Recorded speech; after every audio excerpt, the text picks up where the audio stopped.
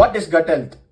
வயிறு நல்லா இருந்தா உயிர் நல்லா இருக்கும். அப்புறம் வந்து நம்ம வயிறு தான் நம்ம பாடியோட செகண்ட் பிரெயின் அப்படிலாம் சொல்லி நீங்க கேள்விப்பட்டிருக்கிறீங்களா? ஸோ அதெல்லாம் விடுங்க. இப்போ நம்ம கட் ஹெல்த்னா என்ன? உங்க பாடியில டைஜஷன் சரியா ஆகிறதுக்கும் நீங்க சாப்பிட்ற ஃபுட்டில் இருக்கிற நியூட்ரிஷன்ஸ் வந்து உங்க பாடிக்கு அப்சர்வ் ஆகிறதுக்கும் மெயினாக சப்போர்ட் பண்ற விஷயமே இந்த கட் ஹெல்த் தான். ஸோ இந்த மாதிரியான கட் ஹெல்த் சரியில்லைன்னா உங்களுக்கு என்னெல்லாம் ப்ராப்ளம்ஸ் வரும்னு பார்க்கலாம்.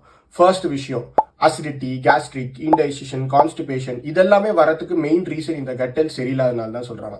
அது மட்டும் இல்லாமல் நீங்கள் ரொம்ப ஆங்ஷியஸாக இருக்கிறீங்க, அப்பப்போ வந்து பார்த்தீங்கன்னா ரொம்ப டிப்ரெஸ்டாக இருக்கிறீங்க அப்படின்னா அதுக்கும் மெயின் ரீசன் இந்த கட் ஹெல்த் சரியில்லாதனால தான் சொல்கிறாங்க.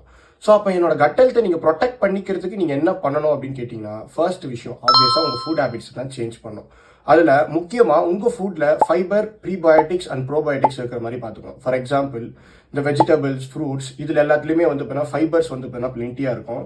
அதில் மெயினாக இந்த ப்ரோபயோட்டிக் ஃபுட்ஸில் பார்த்தீங்க அப்படின்னா குட் பாக்டீரியாஸோட கவுண்ட் அதிகமாக இருக்கும். உங்கள் வயிற்றுக்கு எவ்வளோ குட் பாக்டீரியாஸோட கவுண்ட் இன்க்ரீஸ் ஆகுதோ அவ்வளோ உங்கள் கட் ஹெல்த் வந்து ப்ரொடெக்ட் ஆகும். ரெண்டாவது விஷயம், வாட்டர் இன்டேக். இந்த வாட்டர் இன்டேக் வந்து பார்த்தீங்க அப்படின்னா நீங்கள் உங்கள் வெயிட்டுக்கு ஏற்ற மாதிரி எடுக்கும்போது உங்கள் கட் லைனிங்கை வந்து பார்த்தீங்கன்னா ப்ரொடெக்ட் பண்ணி அது உங்கள் டைஜஷனை இம்ப்ரோவைஸ் பண்ணுறதுக்கு சப்போர்ட் பண்ணும். ஸோ சிம்பிளாக சொல்லணும் அப்படின்னா ஹெல்த்தியாக சாப்பிடுங்க, ஹெல்த்தியாக இருங்க. நீங்களும் உங்கள் கட் ஹெல்த் ஹெல்த்தியாக வச்சுக்கணும்னு நினைக்கிறீங்களா? ஸோ எக்ஸாக்டாக உங்கள் ஃபுட் ஹேபிட்ஸை சேஞ்ச் பண்ணி எப்படி அதை ஹெல்த்தியாக வச்சுக்கிறது நான் உங்களுக்கு சப்போர்ட் பண்ணுறேன். டிஎம் பண்ணுங்க. All the very best.